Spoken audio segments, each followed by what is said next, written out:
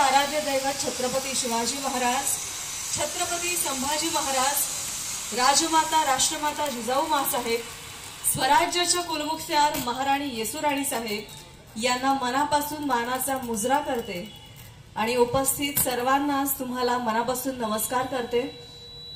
खरं तर कालच रामनवमी झाली, आपण सगळ्यांनी मोठ्या प्रमाणात त्यामुळे शोरूम मध्ये पहिल्या दिवशी ग्राहकांची खरेदीसाठी झुंबड लागली होती। उपस्थितांनी या नूतन व्यवसायाला शुभेच्छा दिल्या।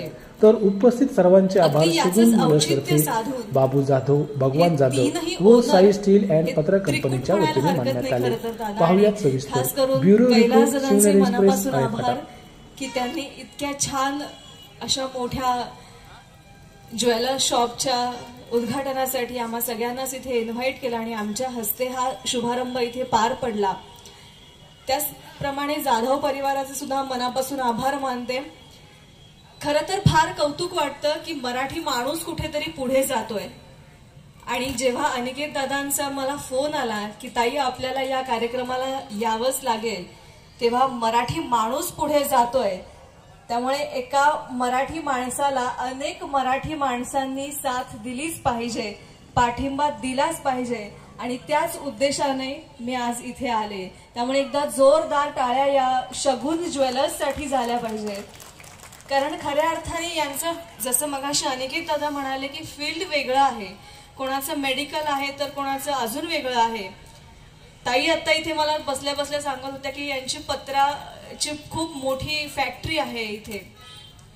अशा वेगवेगळ्या क्षेत्रात काम करत असताना सुद्धा नव्याने एखादा बिझनेस स्टार्ट करावा आणि आपल्यासारख्या ग्राहकांना तिथे छान प्रमाणात ज्वेलरी, म्हणजे पुरुषांसाठी मी म्हणणार नाही पण इथे महिला वर्ग खूप मोठ्या प्रमाणात उपस्थित आहे, तर महिलांना म्हणजे आपल्याला ज्वेलरीची जाण आणि ज्वेलरीचं महत्व काय असतं हे वेगळं सांगायची गरज नाही आणि बहुधा याचसाठी मला इथे इन्व्हाइट केलं असावं।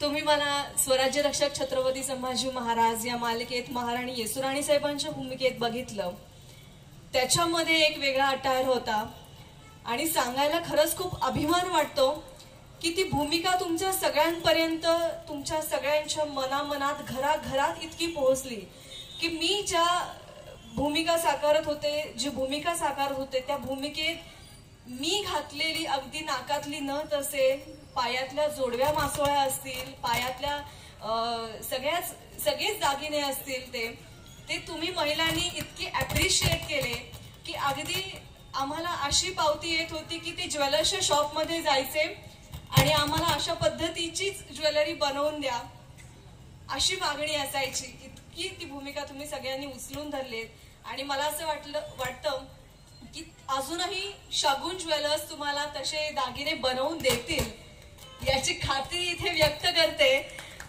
कारण खऱ्या अर्थानं जे काही दागिने आहेत त्या सगळ्या दागिन्यांना हा ऐतिहासिक वारसा लाभलेला असतो। म्हणजे आपण बघतो की जे काही जुनं आहे तेच पुन्हा पुन्हा नव्याने सोनं म्हणून आपण घालत असतो। अगदी त्याच पद्धतीनं शगुन ज्वेलर्सने इथे आपल्या सगळ्यांसाठी एक छान असं ज्वेलर्स ओपन केलेलं आहे, त्यामुळे त्यांनाही खूप साऱ्या शुभेच्छा देते। बोलण्यासारखं खूप आहे पण उद्या अगदीच सकाळी लवकर शूटिंग आहे, त्यामुळे थोडक्यात मनोगत व्यक्त करते। महाराणी येसुराणी साहेबांच्या भूमिकेला तुम्ही सगळ्यांनी जी साथ दिली, तुमच्या सगळ्यांचं जे प्रेम आणि आशीर्वाद लाभले त्यासाठी मनापासून आभार व्यक्त करते, कारण तुमच्या प्रेमाशिवाय आणि तुमच्या आशीर्वादाशिवाय इतक्या ताकदीची आणि इतकी महत्वाची भूमिका साकारणं खरंच खूप अवघड होतं। म्हणजे येसुबाई जेव्हा तुमच्या सगळ्यांपर्यंत पोहोचल्या तेव्हा खऱ्या अर्थानं कलाकार म्हणून सगळ्यात जास्त आनंद झाला। छत्रपती शिवाजी महाराजांचा इतिहास हा संपूर्ण जगाला ठाऊक होता, पण त्यांच्याच ताकदीचा असलेला छत्रपती संभाजी महाराजांचा इतिहास आणि महाराणी येसुराणी साहेबांचा इतिहास हा आता स्वराज्य रक्षक छत्रपती संभाजी महाराज या मालिकेच्या निमित्तानं तुमच्या सगळ्यांपर्यंत पोहोचलेला आहे, याचा खूप जास्त आनंद होतो आणि अनेक त्याच्याच बरोबरच्या भूमिका, अनेक वेगवेगळे चित्रपट सुद्धा तुम्हाला सगळ्यांना लवकरच बघायला मिळणार आहेत, एवढंच या ठिकाणी सांगते। आणि जाता जाता ही मालिका म्हणजे काय हे अगदी थोडक्यात सांगते। सलग 8 वर्ष कडवी झुंज देणारा मराठ्यांचा दुसरा छत्रपती ज्याने वयाच्या अवघ्या 32व्या वर्षी कराल काळाच्या वेदीवर आपलं मस्तक ठेवलं, परंतु छत्रपती शिवाजी महाराजांच्या स्वराज्यातील एकही महत्वपूर्ण किल्ला दिला नाही किंवा आरमारातील जहाज गमावलं नाही.